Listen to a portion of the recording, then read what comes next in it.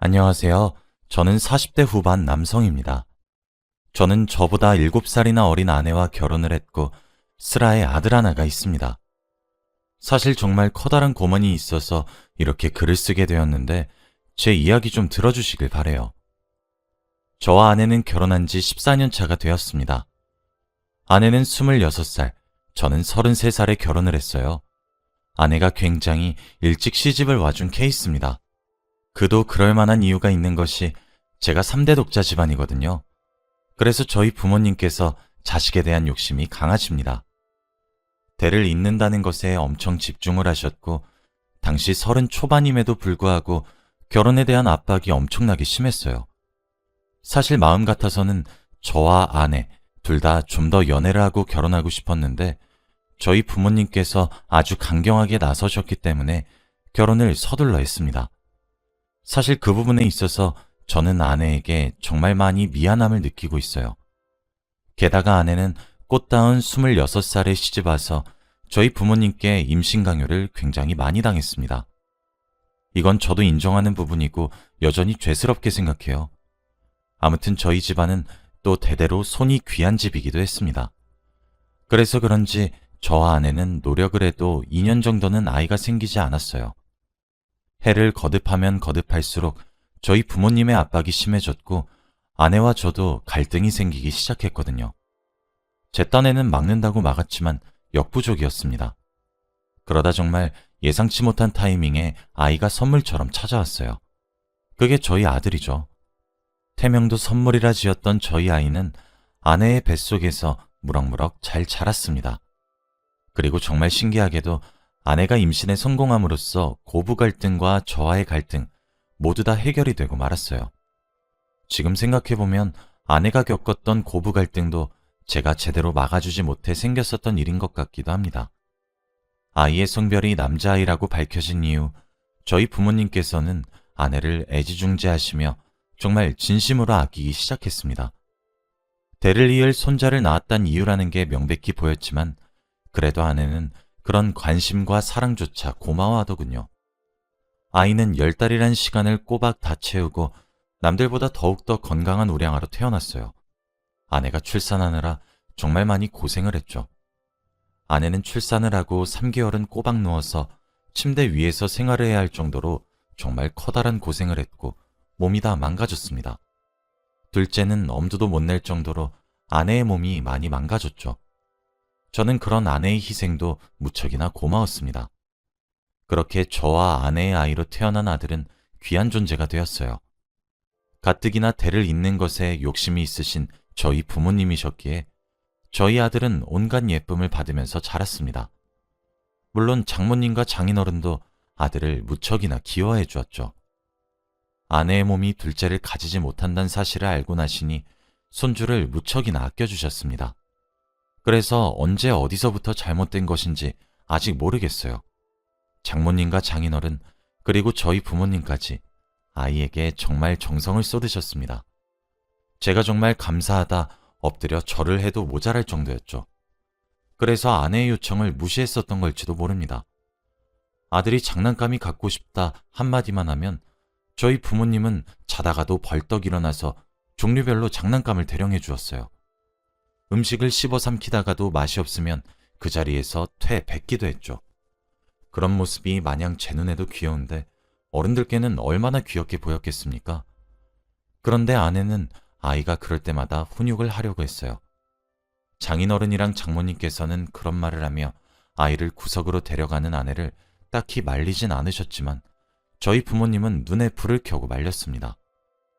아직 아가인데 뭘 알고 그랬겠냐. 조그만 아이 혼낼 게 뭐가 있냐고 그렇게 행동하냐. 하나뿐인 손주를 감싸고 들기 바쁘셨죠. 아내는 그럴 때마다 버릇이 들 수 있다. 초장부터 바로 잡아야 한다고 말을 하며 훈육을 하려고 했습니다.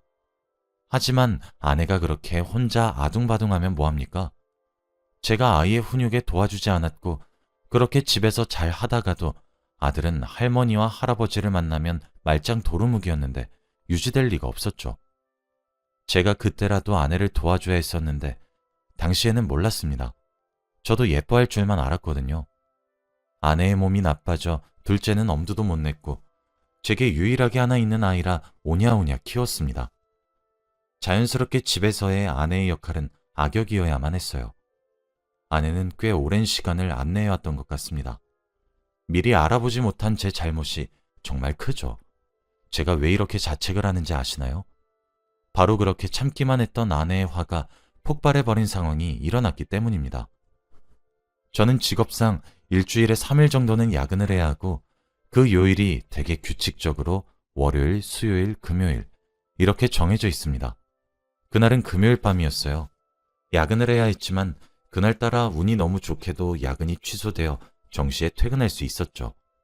저는 퇴근을 하자마자 곧바로 집으로 달려갔습니다. 그런데 집안이 정말 엉망이었고 제 눈앞에 펼쳐진 광경에 저는 입이 떡하며 벌어졌어요. 아들은 얼마나 악을 쓴 건지 온몸 곳곳에 피부가 점점 푸르스름하게 올라오는 것이 멍이 생기려는 자국들도 몇몇 보였거든요. 집에 도착해 현관문을 열자마자 그런 몰골을 하고 옷도 제대로 갖춰 입지 않은 아들이 거실에 널려있던 무언가를 쓸어 담는 모양이었습니다. 저는 정말 깜짝 놀라 신발도 제대로 벗지 못하고 아들에게 달려가서 무슨 일이냐며 다그쳤어요. 아들은 그런 저의 얼굴을 한번 쳐다보더니 정말 닭똥 같은 눈물을 줄줄 흘리면서 엉엉하며 정말 서럽게 오열을 하더군요. 그런데 그때였습니다. 아내가 그 소리를 들었는지 방에서 나와 저희들을 빤히 쳐다만 보고 얘기하더군요. 여보, 쟤 지금 벌 받고 있으니까 달래주지 마. 라고 말이에요. 저는 그게 무슨 소리냐며 애가 뭔 잘못을 했겠냐며 아이 편을 들어주려고 했어요. 그런데 아내는 김동현, 너 똑바로 벌 안 받아? 라며 오히려 소리를 꽥 질렀고 그 소리에 제게 안겨서 울고 있던 아들은 제품에서 벗어나 거실을 치우기 시작했습니다.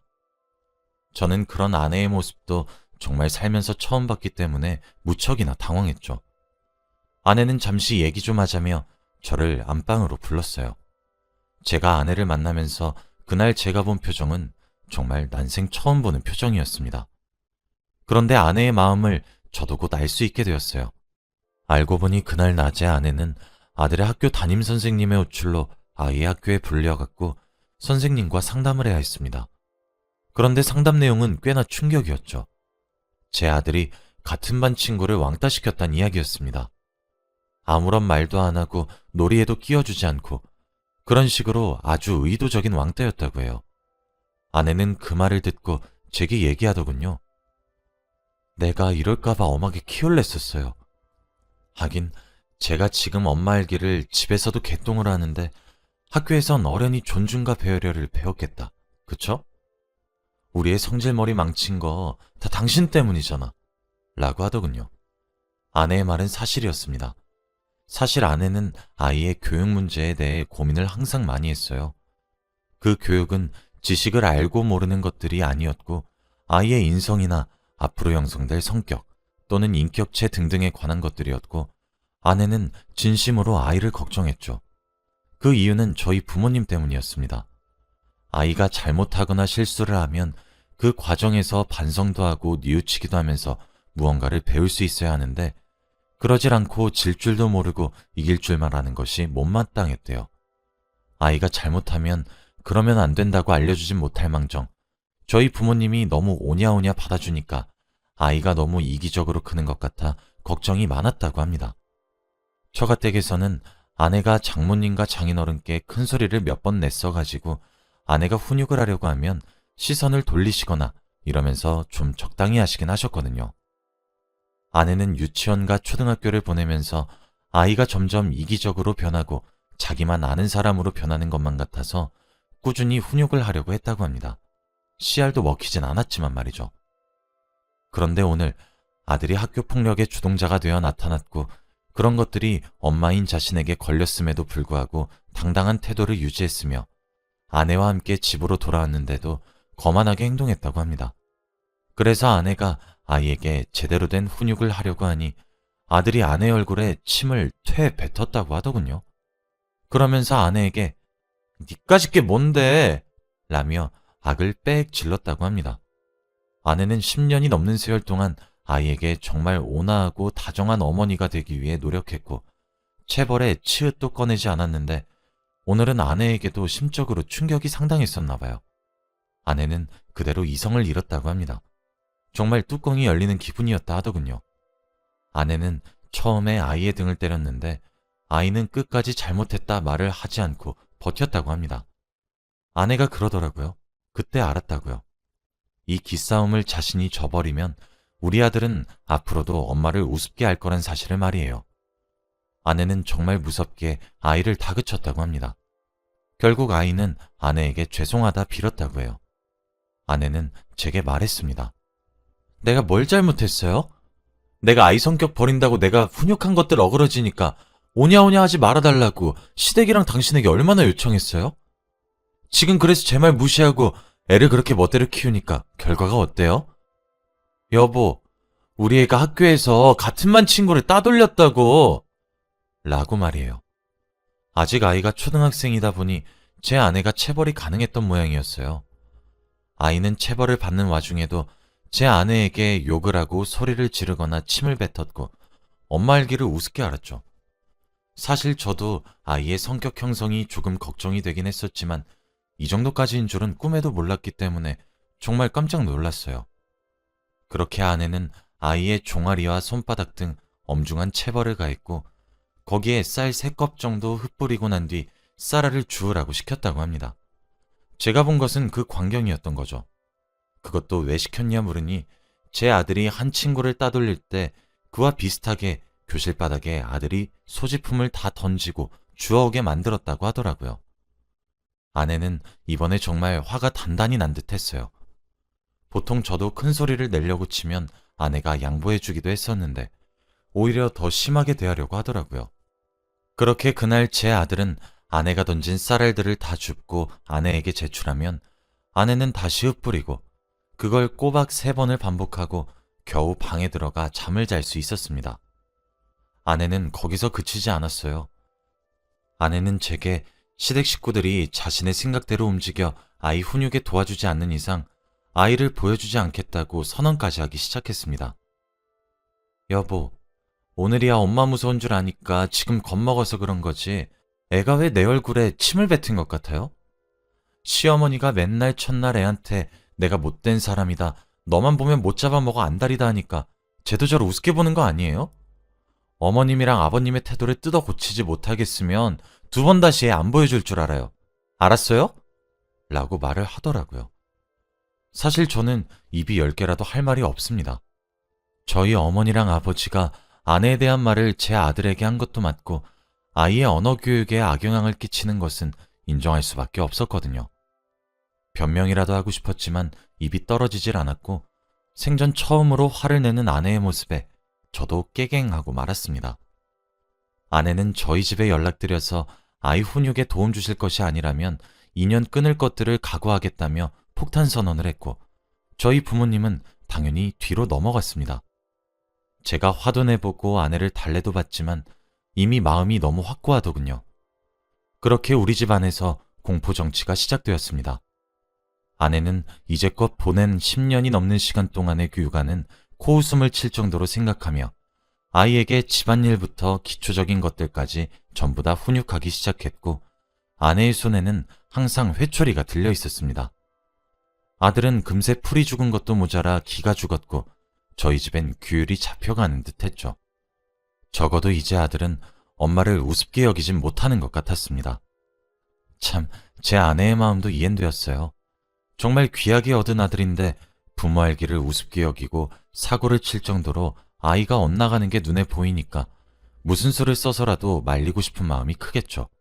이제껏 10년이 넘는 시간 동안 아이를 기르면서 아내는 스스로 훈육을 잘해보겠다고 공부도 많이 했었거든요. 아이가 듣는 척을 하지 않아서 문제가 되기도 했고요.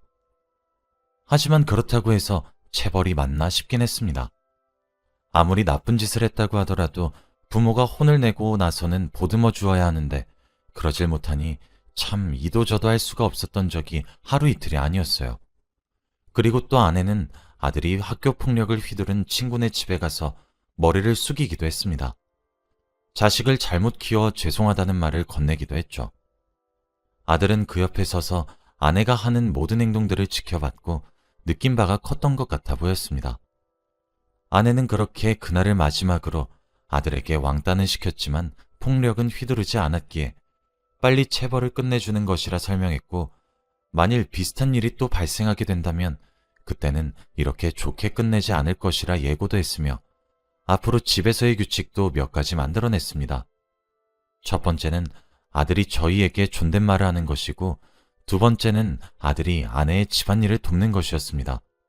마지막으로 아이의 입에서 욕을 비롯한 험한 말 사용 금지였죠. 사실 사랑의 매라는 것이 존재하지 않는다고 생각도 하고 있고, 아이를 절대로 때려선 안 된다고 생각은 하고 있습니다. 하지만 현재 아들의 상태를 보고 있으면 이게 맞나 싶기도 하고 가슴이 착잡하네요. 왜냐하면 아들이 그날 이후로 엄마에게 공손해졌습니다.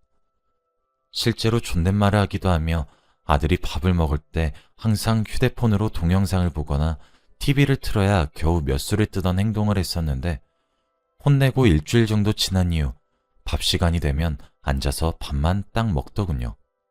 심지어 다 먹은 그릇들은 차곡차곡 쌓아서 설거지통에 넣는 것도 봤습니다. 또 평소 아내가 잔소리를 하면 귓등으로도 듣는 척도 안 했었는데, 아내가 질문을 하면 꼬박꼬박 모두 대답을 해주더군요. 아내가 이번 기회로 잃어버렸던 위엄을 찾은 것만 같은 기분이 듭니다. 아내는 그날 이후로 또 아이에게 커다란 체벌을 한 적은 절대로 없어요. 몇 가지 규칙을 정해놓고 제대로 지키지 못하면 아이에게 휘두르는 대신 함께 집을 나가 한참을 들어오지 않습니다. 나가서 단둘이서 따로 이야기를 하면서 훈육을 하는 듯해 보였어요. 지금은 아내가 원했던 대로 저희 부모님을 뵙지 않고 있습니다. 아이도 많이 그리워하긴 했는데 아내가 또 애 인성질 망칠 일 있냐며 눈에 불을 켜고 안 된다고 반대를 해요. 제가 그런 아내의 의견에 반박을 할 수도 없는 것이, 아내가 물론 사랑의 매를 한번 들긴 했지만 그 이후로 정말 제 아들이 점점 변해가고 있다는 것을 아빠인 저도 많이 느끼고 있거든요. 그 전에 비하면 아이가 훨씬 부드러워졌고 양보라는 것이 무엇인지 알아가는 느낌인 것 같아 대견하기도 합니다. 그만큼 제가 정말 사랑을 주기만 할 줄 알았던 거란 생각이 많이 들어 아내에게 많이 미안하기도 하고, 지금 이미 늦었을지 모르지만 아내를 도와가며 아이의 훈육에 힘을 쓰려 노력하고 있습니다.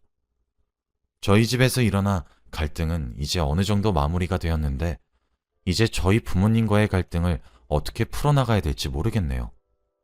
여러분들은 아내의 말에 따라서 당분간이 되었든 몇 년이 되었든 아이의 버르장머리가 조금 고쳐질 때까지 보여드리지 않아야 된다고 생각하시나요? 아니면 그래도 독자인데 조부모님께 아이 얼굴을 보여드려야 된다고 생각하시나요?